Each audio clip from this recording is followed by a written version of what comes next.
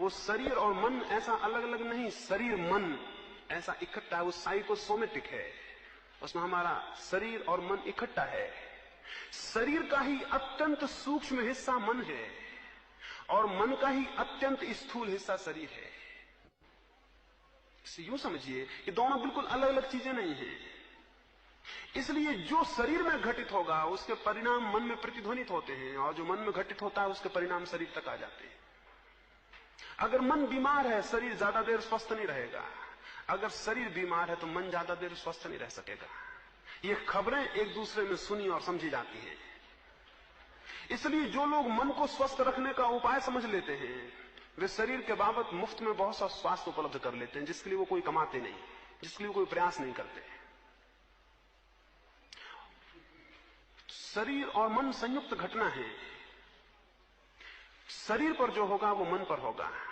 इसलिए आपके अपने आहार में, आपके भोजन में आपको थोड़ा विवेकपूर्ण होना जरूरी है।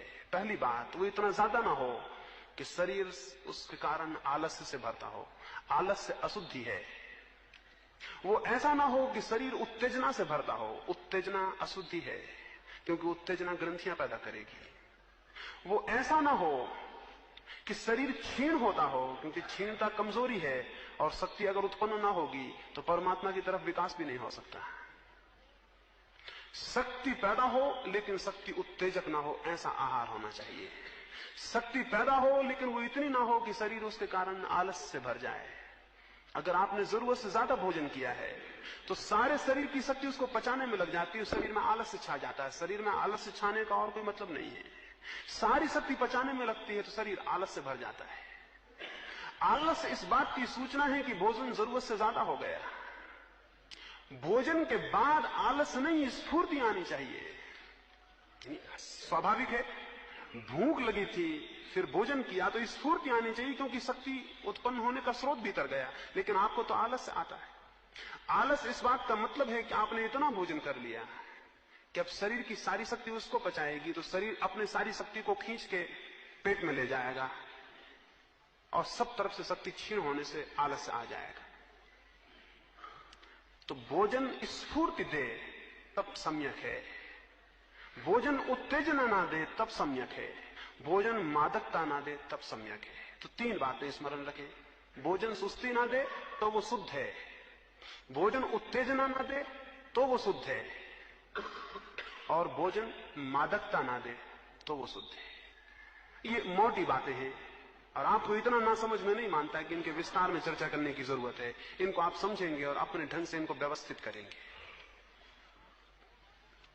दूसरी बात, गौण बातों में शरीर के लिए थोड़ा सा व्यायाम अत्यंत आवश्यक है, क्योंकि शरीर जिन तत्वों से मिलकर बना है वे तत्व व्यायाम के समय में विस्तार पाते हैं। व्यायाम का मतलब विस्तार, संकोच के विपरीत है व्यायाम शब्द। व्यायाम का अर्थ है विस्तार। जब आप दौड़ते हैं तो आपके सारे कण और सारे लिविंग सेल्स, पूरे जीवित कोष्ठ विस्तृत होते हैं, फैलते हैं, और जब वे फैलते हैं तो आपको स्वास्थ्य का अनुभव होता है। जब वे सिकुड़ते हैं तो बीमारी का अनुभव होता है।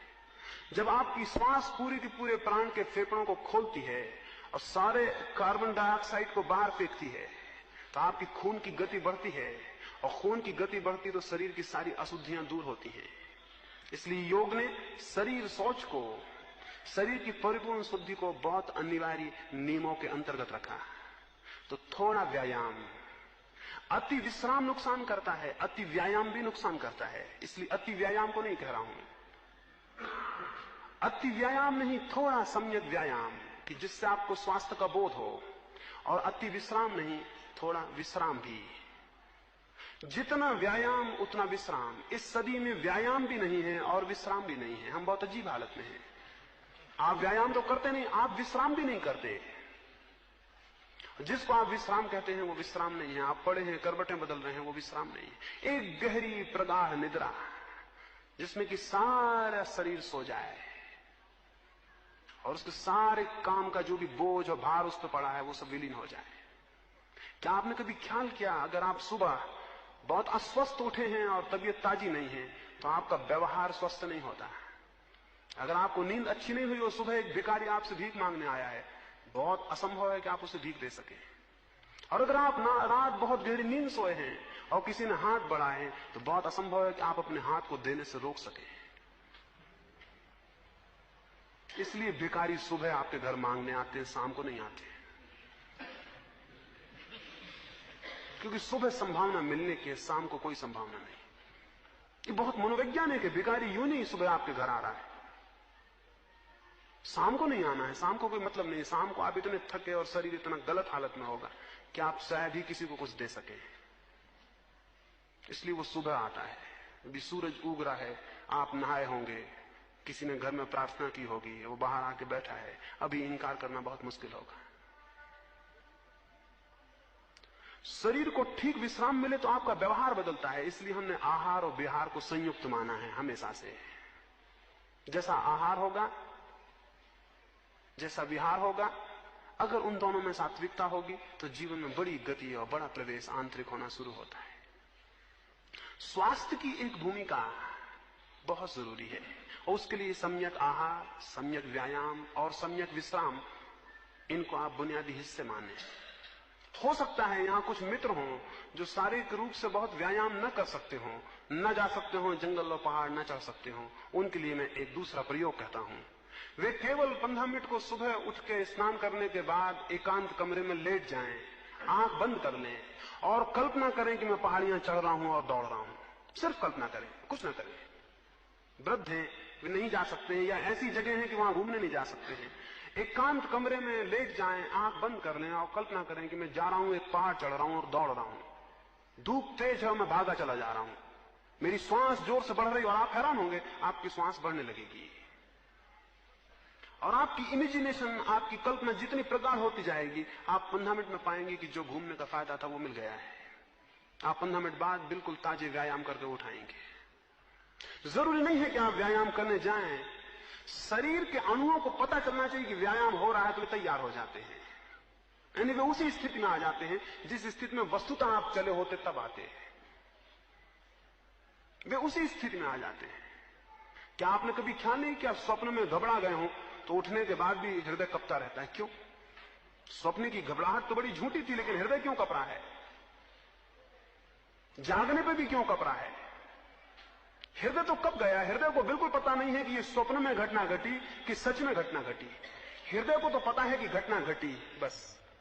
तो अगर आप इमेजिनेशन में भी व्यायाम करते हैं तो फायदा उतना ही हो जाता है जितना कि वस्तुतः व्यायाम करिए, कोई भेद नहीं पड़ता। इसलिए जो बहुत समझदार थे इस मामले में, उन्होंने बड़ी अद्भुत तरकीबें निकालनी थी। अगर उन्हें आप एक जेल में भी बंद कर दें तो उनके स्वास्थ्य को कोई नुकसान नहीं पड़ेगा, क्योंकि वो 15 मिनट विश्राम करके और व्यायाम कर लेंगे। इसको भी देखें। जो नहीं जा सकते हैं, नहीं जाने की स्थितियों में है, वो इसका प्रयोग करें। और निद्रा के लिए रात्रि का जो ध्यान है उसके बाद निद्रा करें। शरीर ऐसे शुद्ध होगा। ये बात काफी होगी, इस पर आप विचार करेंगे, समझेंगे और इसका प्रयोग करेंगे।